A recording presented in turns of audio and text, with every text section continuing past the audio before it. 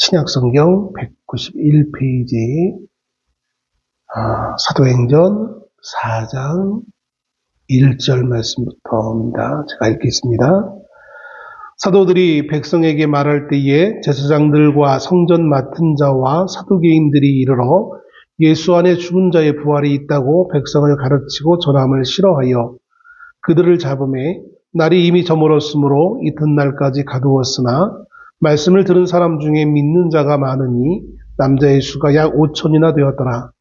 이튿날 관리들과 장로들과 서기관들이 예루살렘에 모였는데 대제사장 안나스와 가야바와 요한과 알렉산더와 및 대제사장의 문중이 다 참여하여 사도들을 가운데 세우고 묻되 너희가 무슨 권세와 누구의 이름으로 이 일을 행하였느냐? 이에 베드로가 성령이 충만하여 이르되 백성의 관리들과 장로들아 만일 병자에게 행한 착한 일에 대하여 이 사람이 어떻게 구원을 받았느냐고 오늘 우리에게 질문한다면 너희와 모든 이스라엘 백성들은 알라. 너희가 십자가에 못 박고 하나님이 죽은 자 가운데서 살리신 나사렛 예수 그리스도의 이름으로 이 사람이 건강하게 되어 너희 앞에 섰느니라. 이 예수는 너희 건축자들의 버린 돌로서 집 모퉁이의 머릿돌이 되었느니라. 다른 이로서는 구원론을 받을 수 없나니 천하 사람 중에 구원을 받을 만한 다른 이름을 우리에게 주신 일이 없음이라 하였더라. 아멘.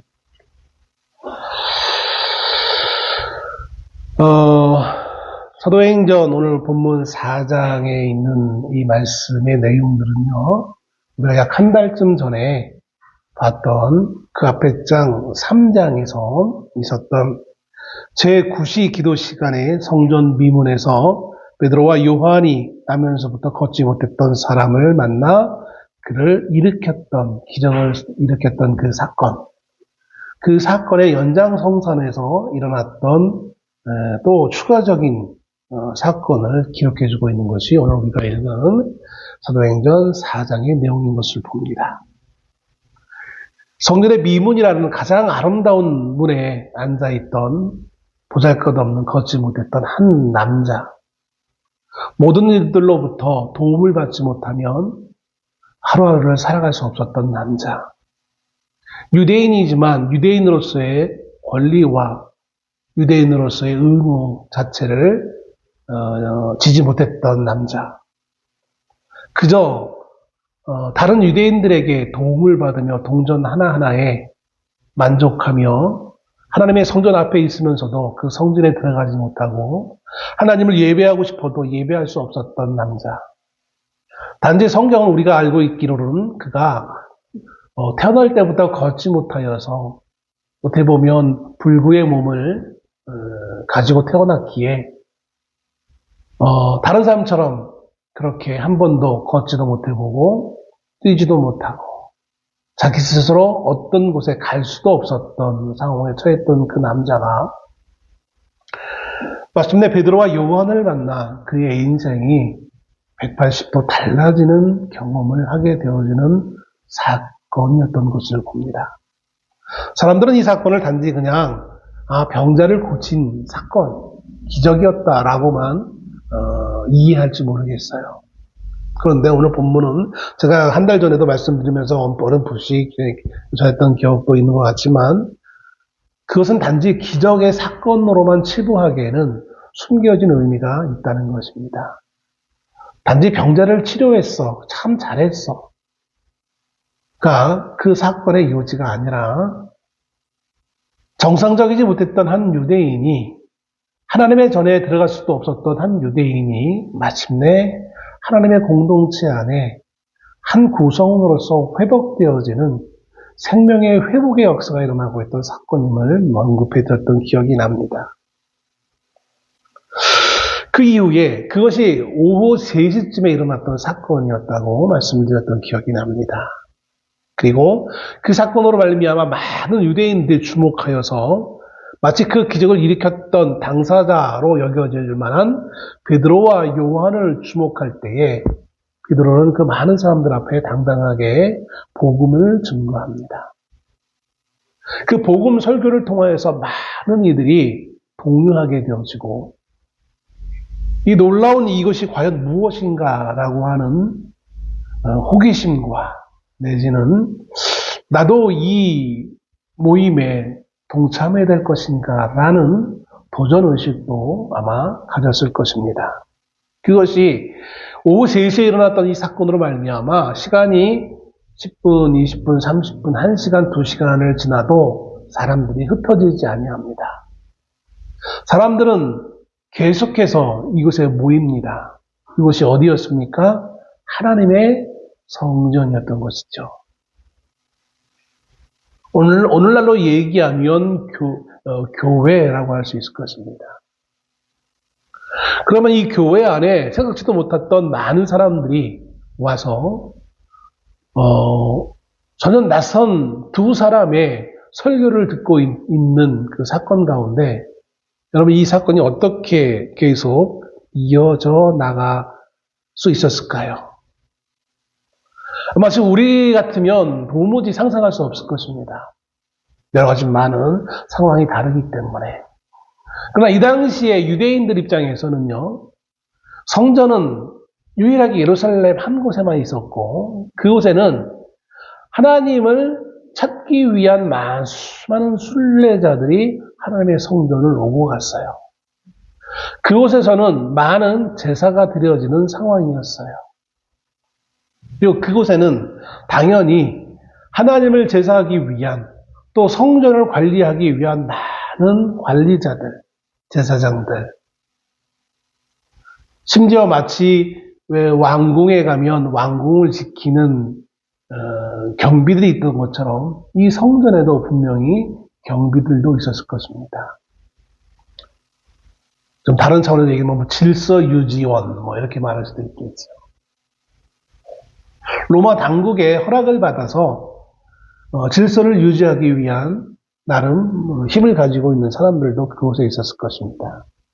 그들의 눈으로 봤을 때에 지금 이 상황은 어떤 상황이었겠습니까?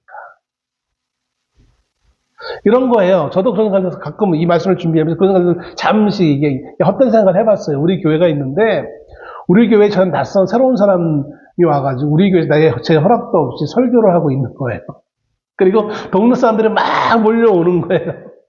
그러면 제가 어떻게 해야 될까요? 그 상황에서. 이렇게 생각하면 어쩌면 이들의 이 행동이 이해가 될 만도 해요. 오늘 본문의 말씀에 사도들이 백성에게 말할 때에 제사장들과 성전 맡은 자와 사두개인들이 이르러 이렇게 표현합니다. 여기서 말하고 있는 제사장들은 당연히 하나님 앞에 제사하던 제사장들이었고 성전 맡은 자라고 하는 것은 이들이 바로 성전 관리인들을 얘기하는 거예요. 그 다음에 사두개인들이 있어요. 이 사두개인들은 오랫동안 이들은 아마 뭐 정확하게 이게 진짜 100% 맞다라고 하기에는 뭐하지만 많은 사람들이 추정하기를 이 사두개인들은 그 기원이 제사장 사독으로 주장하는 사람들이 있어요. 다윗 왕 때에 사독이라는 제사장이 있었는데 그 사독의 후예들이라고 이렇게 믿겨지는 사람들이었어요. 그러니까 대대로 어떻게 보면 엘리트 집안에 속한 사람들이라고 할 수 있는 거예요. 그들이 이르러라고 이렇게 1절 말미에 나와 있잖아요. 이르러. 그러니까 사도 두 사람이 설교하고 있는 상황에서 이들이 이르는 거예요. 제사장과 성전 맡은 자와 사두개인들. 성전 맡은 자라면 잘 이야기할 수 없으니까 성전 관리인들 혹은 경비들. 경비라고 하면 너무 비약한 것 같긴 했는데 그래도 우리 이야기 쉽게 해서 성전 경비들, 경비대원들 온 거예요. 왔는데 어떻게 왔습니까? 이르러. 그러니까 우리 한글 성경에는 이르러라고 해서 너무 완곡한 표현이에요. 그냥 잠시 이렇게 본 것 같이 그냥. 근데 원어의 의미는 이게 뭐냐면 습격하다. 습격하다. 기습하다. 이들은 베드로와 요한이 계속해서 사람들 앞에 설교하는 거를 그 소식을 듣고 분노를 참지 못하여서 지금 그 장소에 습격해 왔어요. 이거는 매우 부정적인 의미예요. 그죠? 그 모임을 해체시키려고 습격한 거예요. 뭐 지금이야 우리가 그런 걸 잘 못 보지만 예전에 80년대 한참 학생들 혹은 시민들이 독재 정부에 그 항의할 때 길거리에서 이제 소위 말하는 데모라는 걸 하잖아요. 그럼 이제 전투 경찰들이 저 한 반대쪽에 서 있다가 진압할 그 타이밍만 보고 있다가 상관의 명령 한마디에 막 달려드는 그 모습. 제가 예전에 청년 때 교회 청년 자매들 둘인가 하고 그 근처를 지나가다가 갑자기 매콤한 그 냄새가 나면서 사람들이 막 몰려오는 거예요. 그래가지고 본의 아니게 저도 같이 쓸려가지고 막 골목골목으로 막 그냥 밀려났던 그런 경험이 있는데, 그처럼 막 닥쳐오는, 뭐 하기 위해서요? 베드로와 요한을 잡기 위한 거예요. 3절 말씀에 보니까 그들을 잡음에라는 걸 보면 이들이 습격한 이르는 이유는 성경상으로 이르러 해가지고 매우 완곡한 표현이지만 사실은 처음부터 이들을 잡기 위해 온 거예요.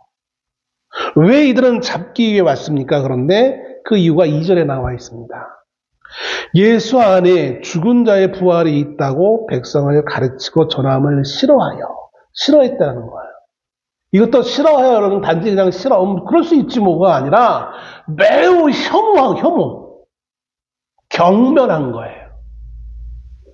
단지 그냥 이런 저런 선택 가운데 하나가 저기 듣기 싫어 뭐 이런 차원이 아니라 아주 적극적으로 혐오하면서 이들을 잡기 위해 달려온 거예요.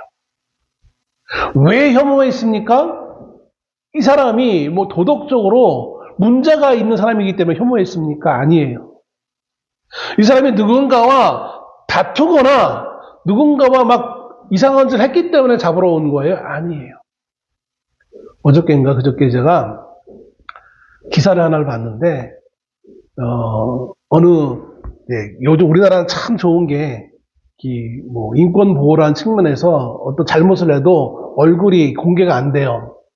그 몸체만 이제 목 아래 부분만 나오던데, 지하철에서 어떤 사람이 지하철이 이제 차면 이제 문을 닫고 출발해야 되잖아요.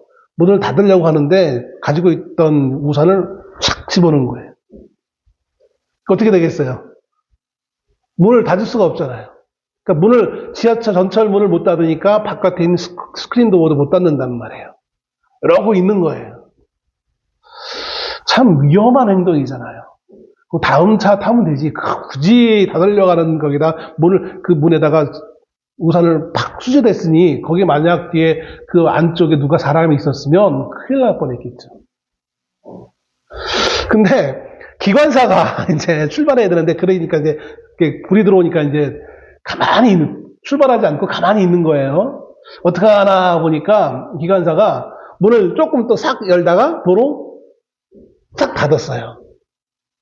그러니까 이 우산을 찔렀던 사람이 자기 깐에는 문 열면 들어가려고 생각했는데 기관사가 아마 그러면 안 되니까 살짝 싹 열다가 도로 바로 싹 닫은 거예요.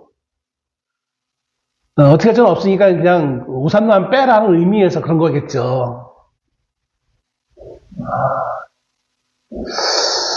그 모습을 보면서 사람들이, 그런데 이 사람이 이제 워낙 짧은 시간이라 빼질 못한 거야.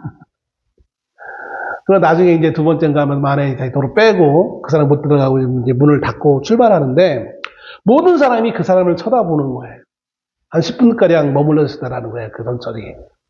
그 사람 하나 때문에 많은 그 지하철 안에 있는 많은 사람들, 뭐 그것만 그렇습니까? 이어서 계속해서 2, 3분마다 한 대씩 계속 들어오잖아요, 지하철이. 수많은 사람들 그 사람 하나 때문에 일상의 시간들을 방해받는 거란 말이에요.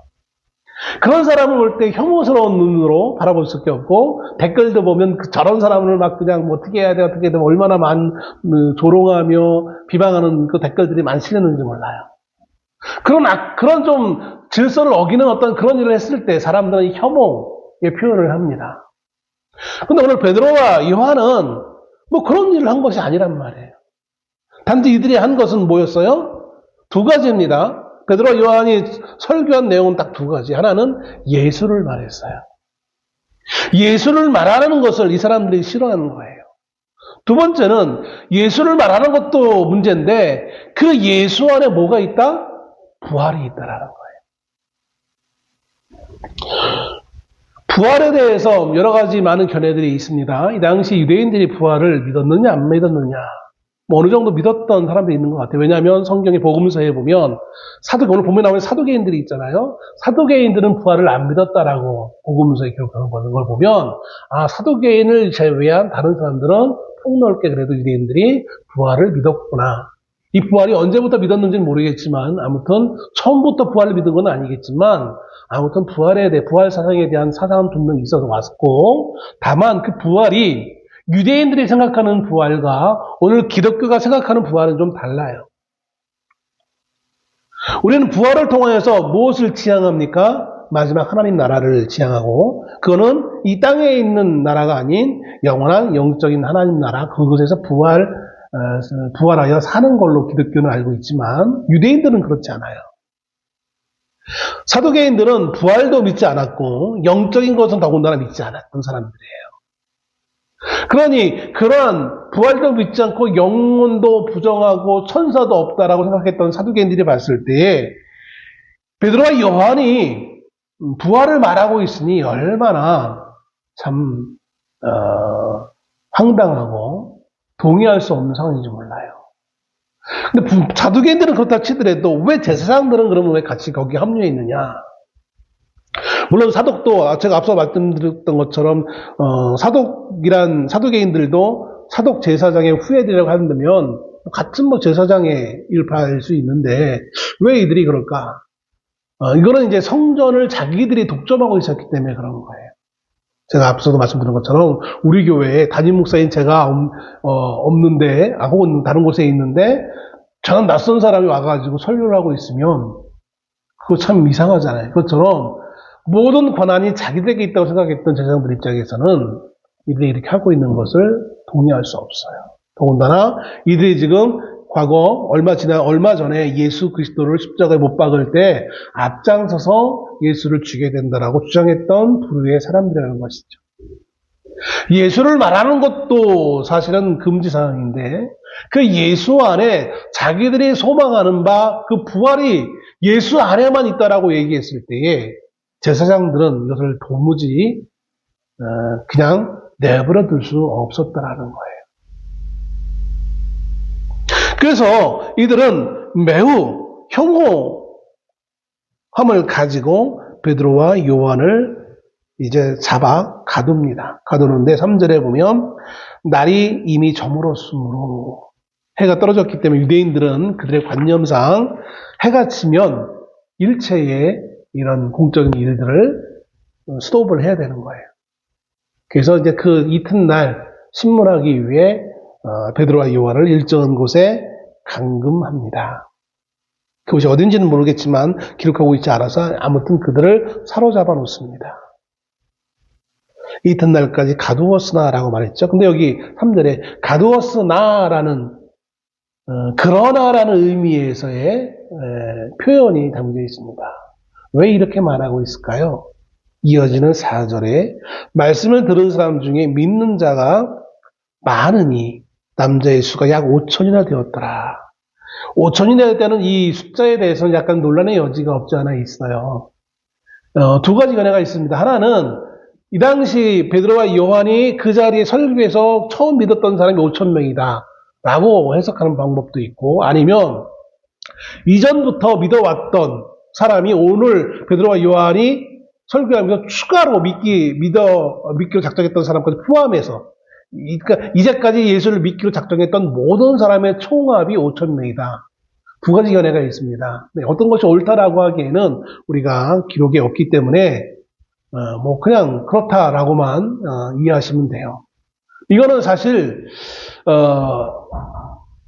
뭘 비교할 수 있느냐면, 처음 예수님이 부활해서 승천하신 이후에 예수님의 말씀을 듣고 예루살렘에 모여서 기도하던 사람들이 몇 명이었느냐라는 것을 기억하면 지금 5천 명이라는 숫자가 결코 작은 숫자가 아니고요. 일반적으로도 5천 명이 많은 숫자이긴 하겠지만 처음 마가의 다락방에 모여서 기도했던 사람 몇 명이었습니까? 120명이었어요. 그러니까 120명이 모여서 기도했던 그 상황이 지금 얼마 지나지 않았는데 5,000명이 되었다라는 것은 10배가 뭡니까? 많은 숫자가 늘은 것을 보게 되어집니다. 저희 베델교회는 10년이 됐는데도 이런 수준인데 여기는 얼마 못 가 엄청난 부흥의 모습을 보입니다. 그런데 이거는 부흥이 이만큼 됐다라는 것을 말하기 위해서 하는 것이 아니라 이 숫자 5,000명을 말하고 있는 것은 뭘 의미하냐면 베드로와 요한이 사로잡혔음에도 불구하고 이들의 믿음이 흔들리지 않았다는 것을 보여주고 있는 거예요. 상황이 여의치 않은 상황이 되었음에도 불구하고 그 믿음을 포기하지 않고 그 믿음을 계속해서 간직했던 사람들이 있었음을 말해주고 있는 것입니다. 왜 이것을 표현하고 있는 걸까요? 그것은 아마 오늘 본문의 전체적인 그런 그 상황과 또 교훈과 연관되어지기 때문에 그런 거예요. 이튿날 그거 좀 이따 다시 말씀드리겠습니다. 이튿날 5절에 보니까 관리들과 장로들과 서기관들이 예루살렘에 모였는데 그 당시 유대인들의 가장 특권을 가지고 있던 사람들이 모였어요. 베드로와 요한을 신문하기 위해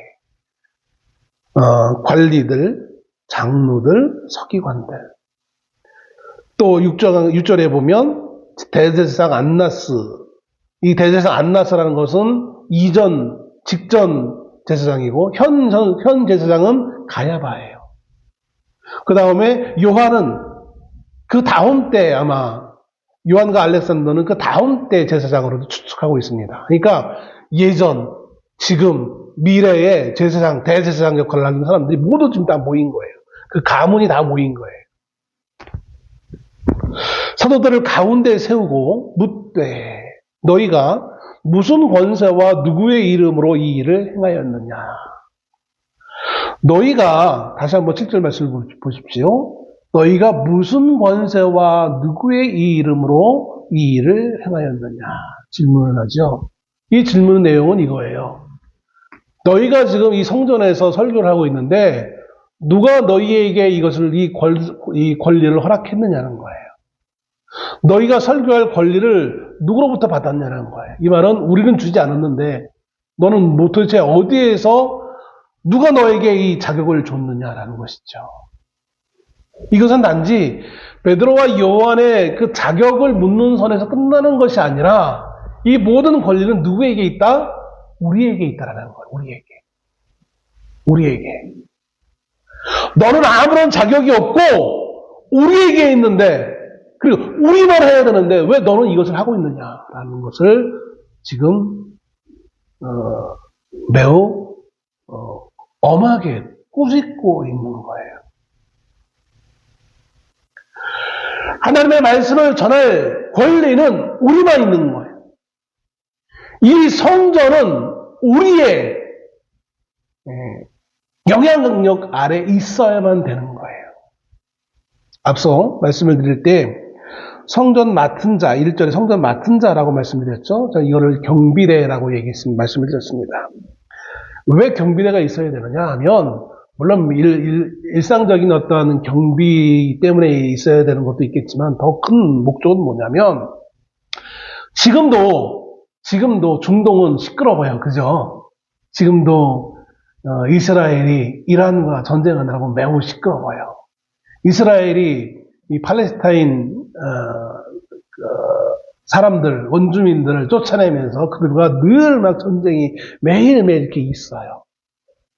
이 당시에는 그 팔레스타인 원주민이 있는 건 아니지만 누가 지금 이곳을 다스리고 있습니까? 로마예요. 로마인들이 봤을 때에 이 성전은 단순한 종교 예배 행위가 있어지는 장소만으로 이해되는 것이 아니라 언제라도 그것을 중심으로 로마의 반역을 꿈꿀 수 있는 그러한 위험지구였어요. 조그만 어떠한 문제만 생겨도 그것을 빌미로 반로마 운동을 펼칠 만한 그런 개연성이 늘 있는 것이에요. 그래서 복음서에 보면 예수님이 사로잡히기 전에 이 제사장들과 이 바리새인들 이 사람 서로 논의하면서 뭐라고 얘기하냐면 소요가 일어나기 전에 이 예수를 잡아야 된다라고 서로 이렇게 막 자기들끼리 의견 대립이 일어나는 것을 기록해주는 부분이 나와요. 예수란 사람이 명절에 모이면 수많은 이제 순례객들과 만나가지고 그들이 서로 연합해가지고 단지 성전을 둘러엎는 게 아니라 로마에 해를 끼칠 수 있기 때문에 그렇게 되면 모든 책임이 우리에게. 왜냐하면 우리가 이 당시 로마 이 이스라엘 그 사회를 유지시키는 권력가들이기 때문에 로마 입장에서 봤을 때 그 모든 책임을 우리에게 물을 거야. 그러니까 그걸 대비해서 우리가 안전해지려면 예수를 대신 사로잡아서 로마에 바치고 우리가 자유함을 누리자라고 서로 자기들끼리 의견 통합을 보는 것을 볼 수 있습니다. 이처럼 베드로와 요한도 지금 이 순간에 그렇다라는 거예요. 이들이 모여서 뭔가 사람들을 선동하면 이 예루살렘의 로마 군인들이 있는데 그들이 보기에 저들이 로마를 반대하기 위해 혁명을 일으키려고 하는구나. 독립을 부르짖어 하는구나 라고 오해할 수 있으니 그걸 못하도록 하기 위해 이 성전 맡은 자들이 평상시 사람들의 어떤 질서를 유지하는 그 행동을 했던 거예요. 그런데 오늘 베드로와 요한이 많은 사람들을 모아놓고 설교를 하고 있으니 당사자들은 그래 베드로와 요한이 설교해라고 이해할 수 있겠지만 모르는 사람이 제3자가 저 멀리서 보면 저 많은 사람들을 모아놓고 뭔가 의견을 얘기하고 있으니 저게 무슨 일이 될지 어떻게 알아?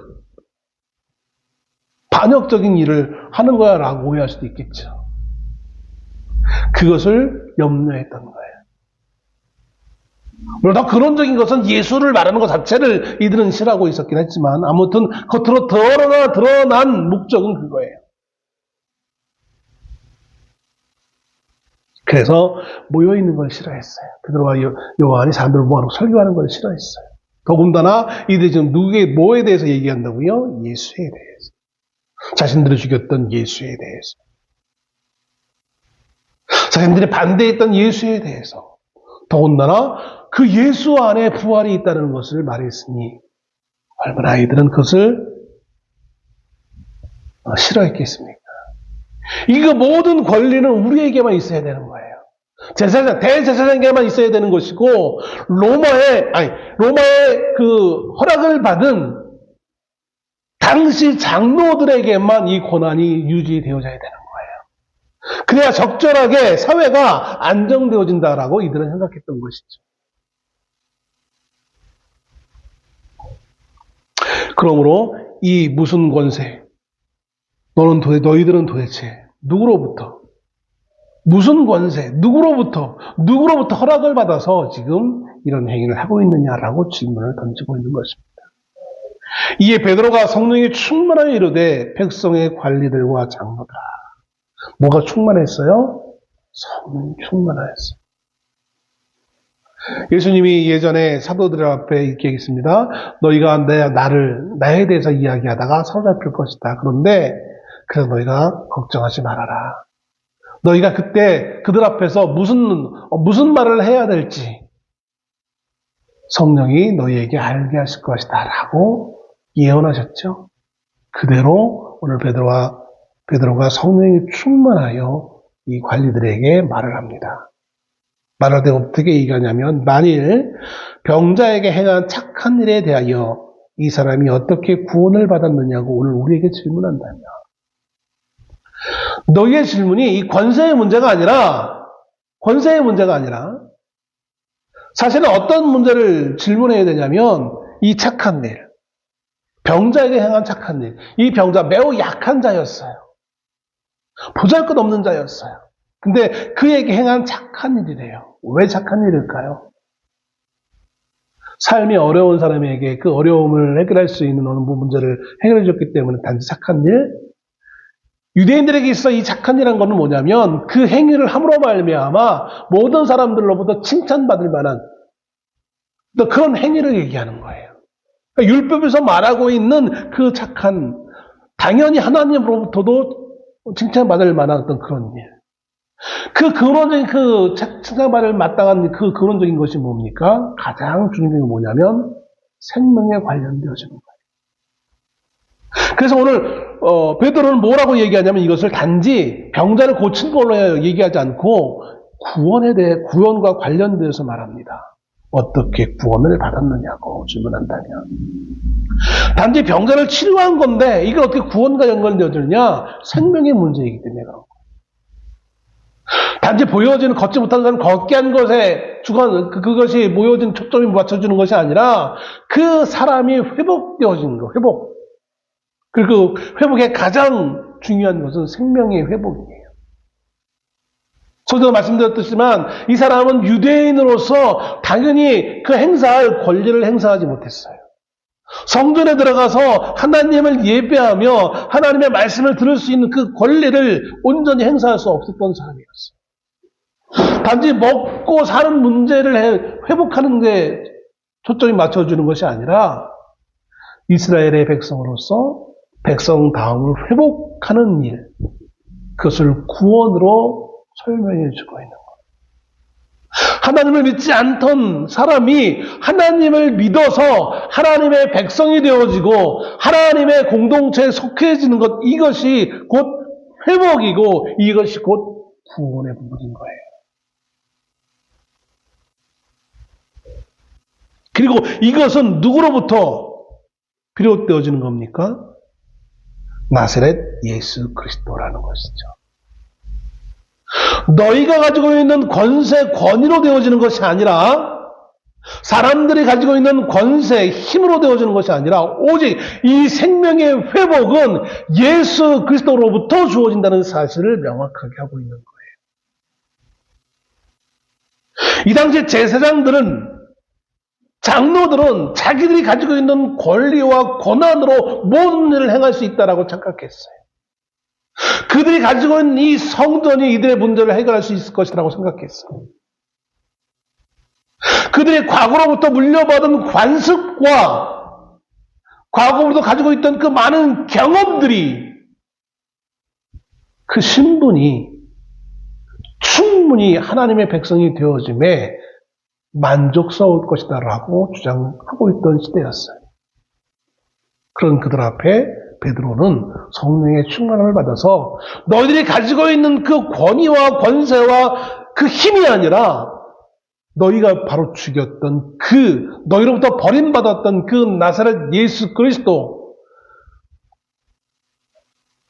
3일 만에 부활하신 그 그리스도 예수로 말미암아 이 회복이, 생명의 회복이 주어졌음을 분명히 선언하고 있는 거예요. 그러면서 구약의 시편 118편에 예언됐던 말씀을 인용하죠. 11절에 이 예수는 너희 건축자들의 버린 돌로서 집 모퉁이의 머릿돌이 되었느니라. 건축자들은 누굴 얘기합니까? 집을 짓는 자들이잖아요. 이 집을 짓는 자들이 상징하는 건 뭐예요? 유대인들을 얘기하는 거예요. 그리고 유대 권세자들을 얘기하는 거예요. 유대 권세자들이 자신들이 가지고 있는 권한으로 판단했어요. 예수라는 사람은 우리에게 필요 없어. 그런 그냥 십자가에 죽여 없앨 자이지, 그건 하나님의 될 수 없어. 하나님의 아들이 될 수 없어. 그래서 그건 버렸어요. 유대인들이 버린 그 예수 그리스도를, 그 버린 돌을 누가 취하셨습니까? 하나님이 취하셔서 그를 부활케 하시고 그가 부활의 첫 열매가 되어지고 그로부터 많은 이들이 생명의 회복의 은혜를 입는 가장 첫 돌이 되어지는 모퉁이 돌이 되었다. 머릿돌이 되었다라고 말씀하고 있는 거예요. 모퉁이의 머릿돌은, 모퉁이라는 건 뭐예요? 벽과 벽이 만나는 연결 지점이잖아요. 거기에 머릿돌이 되어진 거예요. 연결시키는 역할을 하는 거예요. 너희는 너희가 가지고 있는 권세로 되어진다고 했지만 그렇지 않다는 거예요. 예수 그리스도로 말미암아 이루어진다는 것이죠. 유대인들은 착각했습니다. 자기들이 가지고 있던 율법이 할 수 있다고, 자기들이 가지고 있던 성전이 이룰 수 있다고, 자기들이 가지고 있는 그 권위가 모든 문제를 해결할 수 있다고 생각했어요. 심지어 자기들이 가지고 있는 힘이 모든 일을 이룰 수 있다고 생각했어요. 아마 이것은 오늘날 수많은 믿는 성도들도 마찬가지 입장이 아닐까 생각이 되어져요. 우리가 가지고 있는 힘이, 우리가 가지고 있는 물질이 이 일을 이룰 수 있다고 생각해요. 봐라, 물질이 없으면 아무것도 못하잖아. 현실적인 것을 얘기해요. 그래요. 그 현실적인 거, 그거를 성경은 뭐라고 하냐면 육체의 것이라고 얘기합니다. 요한복음은 그것을 육은 육이요 영은 영이라고 말씀합니다. 지난 수요일 말씀을 전했던 것처럼 우리가 만드는 그 모든 것들은 육이에요. 육체적인 것들이에요. 육체적인 것을 가지고는 육체적인 것으로 끝날 수밖에 없어요. 오직 영만이 살리는 일을 할 수 있는 거예요. 그 영이 뭡니까? 성령, 예수의 영일 수밖에 없는 것이죠.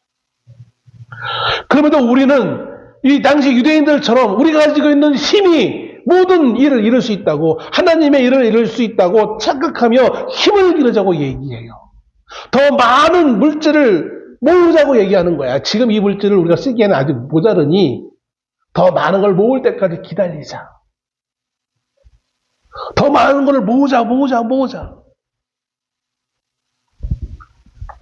힘이 있어야만 이 일을 이룰 수 있다고 생각해요. 우리가 힘이 모자라서 진 거니까 힘을 더 키웁시다. 우리가 등치를 더 키웁시다. 그렇게 사람들은 이야기해요. 교회의 등치를 더 키웁시다. 노예 일을 하다 보니까 참 맞지 않는 부분이 참 여기에 있더라고요. 모르겠어요. 제가 뭐 조그만 교회 목사이기 때문에 그럴 수도 있겠지만 그렇지 않은 목사님들도 있어요. 받을 만한 존경스러운 목사님들도 있어요. 근데 그렇지 않은 분들도 가끔 있더라고요. 지난주에 다른 노예와 저희 노예가 통합하면서 예배를 준비하면서 노예 임원들이 너무나 많이 큰 낙심이라고 할까요? 실망이라고 할까요? 심지어 분노까지 표현하는 저희 임원들과 선배 목사님들이 보면서 야, 총회가 어떻게 저렇게 할 수 있을까? 두 노예가 서로 좋은 마음에서 통합하려고 열심히 관계자들이 준비해가지고 빠른 시간, 정말 제약된 시간 안에 급하게 서다 보니까 참 열심히 많이들 준비를 했어요. 노예 수고한 사람들이 있는데 그분들이 같이 모여서 예배하면서 전 노예 목사님들 다 모여서 예배하고 감사 예배드리고 회의를 진행하기로 했는데 갑자기 총회 임원님들이 거기 껴들은 거예요. 총회 정치부 목사들이 낀 거예요. 그러면서 자기들이 그 모든 것들을 다 주관하겠다고. 우리가 우리가 주인인데 주인은 팽개쳐놓고 자기들이 와서 다 하겠다라는 거예요. 다 하는 거 그래 그럴 수도 있어. 100번 양보해서. 근데 그리고 나서 요구하는 게 이제 있는 거예요. 물질을 요구해요. 심지어 자기들끼리 순서를 다 정해놓고 자기들끼리 이 의견이 전달이 안 돼가지고 어떤 분은 예배가 시작했는데도 아직 안 와요. 그래서 우리 노회는 아니고 통합하는 저쪽 노회에 있는 증경 노회장이 하는 말이 임원들이 준비가 부족하여서 그런 거 연락 소통이 안 됐다고 또 그렇게 또 말하고 있네. 야, 뭐 우리는 안 된다, 우리는 하지 마, 우리가 주인공이라 우리끼리 다 하겠다고 하는데 그거 제3 우리가 사양하고 우리끼리 하겠습니다라고 하는데 굳이 자기들이 온다고 해놓고는 자기들이 입을 못 맞춰가지고 시간을 못 지키고 자기가 순서에 있는 것도 자기들도 몰라가지고 못 온 건데 그래놓고 아마 돈을 받아갔어요. 피같이 성도들이 헌금해서 모은 물질인데 이렇게 쓰는 게 맞나? 참 보면서 자기들의 힘을 가지고 뭔가를 다 주도하려고 하는 그 모습이 보이는 것이 참 씁쓸해한 경험을 하게 되었습니다. 앞으로도 이런 일이 많아질 텐데 무슨 단체도 아니고 총회 규칙을 새로 개정을 해가지고 책을 배포한다고 강매를 시키더라고요. 얼마씩 내라. 서기가 그 공문을 보고 참 울분이 토해가지고 저희 카톡에 이제 올렸던데 이거 어떻게 하면 좋겠냐고. 참, 자기들이 힘이 있으면 다 되는 줄 알아요. 목사들마저도. 이 제사장들, 대제사장 안나스와 가야바와 요한과 알렉산더, 이 사람들과 무슨 차이가 있냐는 거예요. 이들과 별반 차이가 없어요. 힘으로 뭔가를 다 하려고 하고, 물질로 뭔가를 하려고 하고, 세상의 사람들의 모임의 수로 뭔가를 구분하고, 그걸로 뭔가 일을 하려고 하는 그런 모습들. 우리가 이번에 더 많은 수가 모여서 우리의 힘을 보여주자라고 말하는 사람들을 보면서 이 사람이 정말 예수를 믿는 사람인가?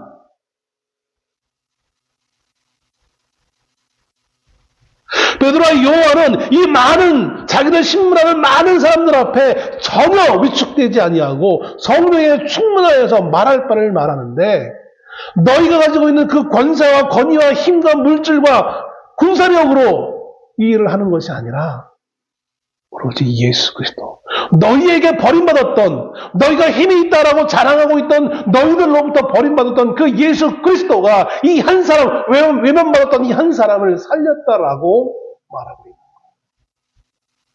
거예요. 당연히 그래서 그로 말미암아 너희 율법으로 봤을 때는 당연히 칭찬받아 마땅한 이 일을 너희는 오히려 지금 비방하며 못하게 하려고 막고 있으니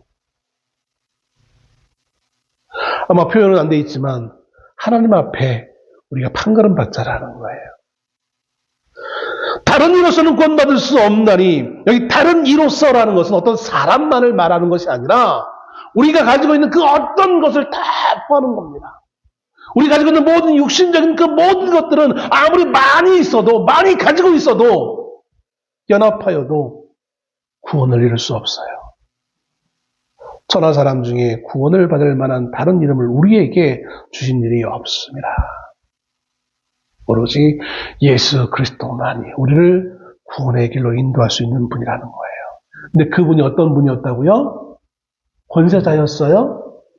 물질을 많이 가지고 있는 저 빌 게이츠 같은 그런 사람이었어요? 소위 사람들이 많이 얘기하는 정말 지혜로운 사람이었습니까? 아니에요. 지혜롭게 할 만큼 그 어떤 것도 없던 분이었어요. 아마 그걸 보면 예수님 외모가 소위 말하는 요즘 같이 말하는 아이돌 같은 그런 모습이 아니었던 걸로 추측되어집니다. 예? 예수님은 버린 돌이었어요. 여러분 버린 돌 알잖아요. 그죠? 이거는 버린 돌이야. 버린 패야. 그냥 버린 거 아무 쓸모없다고 생각해서 버렸던 거예요. 왜 버렸습니까? 그들이 보기에는 이 사람은 권세자도 아니고 재력가도 아니고 뭔가 아이돌같이 멋진 모습을 가지고 있는 사람도 아니었어요. 근데 사실은 그분이 어떤 분이었어요? 그분이 하나님이셨어요. 너희들이 가지고 있는 기준으로는 버렸는데 버림받아졌는데 하나님의 기준으로는 하나님은 그분을 통하여서 우리를 구원할 길을 예비하셨던 거였어요. 여러분 우리는 이 버린 돌이 아니라 세상이 소위 말하고 있는 흠모할 만한 아름다운 것들을 찾아요. 권세가를 찾아가고요. 아이돌같이 멋지고 예쁜 사람들을 찾아가고요. 아주 달변가들을 찾아가요. 지혜로운 사람을 찾아가요. 정치인을 찾아가고요. 정치인들은 못해주니까 내가 힘을 들여 내가 정치인이 돼야지라고 말들을 해요. 말도 안 되는 얘기를 하는 거예요. 그러다가 어떤 사람이 되냐면 소위 좀 길거리에 나와 있는 그 정광훈 같은 사람이 되어지는 거예요. 그 사람이 처음부터 그랬던 사람은 아니에요. 겸손한 하나님의 종이었어요. 성도를 섬기던 사람이었어요. 얘기를 들어보면 처음에는 얼마나 그가 성도들을 잘 섬겼는지 몰라요. 아픔을 당하고 있는 성도를 위해서 자기 모든 것을 막 희생하면서까지 성도들 돌봤던 사람이었어요. 아픈 성도가 있으면, 병원에 입원한 성도가 있으면 그 병원에 찾아가서 거기에 맨날 며칠 그분을 위해서 기도해주며 있던 사람이라는 거예요. 저는 그 일주일 정도 있었던 누구예요? 박광인 성도가 일주일병원에 입원해서 한번 찾아가지도 못했는데 그분은 그랬어요. 그래서 삐져가지고 안 나오시는지 지금 제가 참 반성할 게 많은데 그랬던 사람이었어요. 근데 그게 어떻게 이 지경까지 이르렀냐면 그는 자기의 하나님을 위한다라고 하면서 그 일을 이루기 위해서 힘을 기르자라고 중간에 변질을 내어져요. 힘을 기릅시다. 그 힘이 하나님을 이루는 것이 아님에도 불구하고 그 힘으로 하나님을 이룬다는 거예요. 육은 육이요 영은 영이라는 그 말씀을 망각해버렸어요. 육의 눈으로 봤을 때 예수는 버린 돌이었어요, 여러분. 육의 눈으로 봤을 때 예수는 필요 없는 존재였어요. 오히려 우리의 일에 방해되는 로마 제국 사람들이 봤을 때 저 예수란 사람이 반란을 일으키는 반란군의 수기가 되어진다면 이 성전이 무너질 것 같아. 로마에 의해서 무너질 것 같아. 이렇게 생각했어요. 그리고 이 성전을 지키기 위해서는 저 예수란 사람은 당연히 사라져야 될 존재야. 그들은 그렇게 결정했던 거였어요. 성전을 지키기 위해 예수를 버리자였어요. 이 성전을 유지하기 위해 우리의 이 제사장의 직분을 유지하기 위해 예수란 사람은 필요 없는 사람이었어요. 그래서 버린 거예요. 여러분 오늘날 이 성도들도 마찬가지예요. 우리 예수를 믿는다고 하면서 내가 예수를 믿음에 있어서 내가 물질의 풍요로움을 위해서는 예수를 버려둬야만 되는 상황이 우리 주변에 너무나 많이 일어나요. 예수를 부정해야만, 소위 예수를 믿는다는 말을 하지 않아야만, 표현하지 않아야만 내가 이 사회에 이 기득권을 유지할 수 있는 상황이 초래하게 되어지는 거예요. 그럴 때마다 우리는 그냥 비겁하게 예수 믿는다는 그 사실을 감춰둬요. 그러면서 나는 예수를 죽이라고 하는 사람과는 달라. 뭐 이렇게 생각할지 모르겠어요. 근데 그런 사람들 입장에서는 그런 이들은 예수를 이미 버린 돌 취급한 사람인 거예요. 내 이익에 부합되지 않기 때문에 예수를 버린 돌로 치부하며 우리는 하루하루를 살아가는 거예요. 그러면서도 우리는 예수를 믿는다고 주일 되면 교회를 찾아와요. 여러분, 우리는 내가 살아가는데 필요 없다고, 내가 행복해지는데 예수가 좀 방해된다고 쉽게 예수를 버립니다. 그런데 예수님 한 번도 우리를 버리시지 않았어요. 버리기는커녕 나를 향해, 그 자신을 향해 조롱하던 그 사람들을 위해 십자가에 달리시는 것을 부인하지 않고 포기하지 아니하시고 오히려 자발적으로 그 십자가에 못 박혀 목숨을 내놓으시는 은혜를 우리에게 베푸십니다. 마지막 순간까지 아버지와 저들이 몰라서 저러는 것입니다. 용서해 주십시오 라고 자신을 향하여 조롱하는 사람들에 대한 용서를 구하며 십자가에서 운명을 마치시는 모습을 보이십니다. 그러면서 사람들은 저희는 버린 돌이야 라고 말합니다. 그런데 그 버린 돌 때문에 오늘 우리가 생명의 회복이 되어짐을, 있음을 우리가 아시기를 바랍니다. 우리 인생의 삶에 우리가 늘 기억해야 될 것은 내가 버린 그 버린 돌이 아니라 사실은 모퉁이 돌이었다는 사실, 머릿돌이었다는 사실, 여러분 우리가 마음속에 회복되어지기를 바랍니다. 그분이야말로 유일하게 나를 회복시킬 수 있는 분이라는 사실을 매 순간마다 기억하며 살아갈 수 있는 우리의 삶이 되시기를 원합니다. 육신의 일이기 때문에 육신의 일로 다 해결해야지 라고 생각한다면 우리는 이미 예수 그리스도를 버린 돌 취급하는 거예요. 그거는 세상 교회에서 통용되어지는 것이고 세상은 달라라고 말한다면 그 순간 우리는 예수를 버린 돌 취급하는 거예요. 여러분, 예수님은 버린 돌이 아니라 모퉁이 돌이에요. 머릿돌이세요. 우리의 삶에 머릿돌로 기억하시며 그렇게 살아갈 수 있는 우리 모두가 될 수 있기를 주의 이름으로 축원합니다. 기도하겠습니다.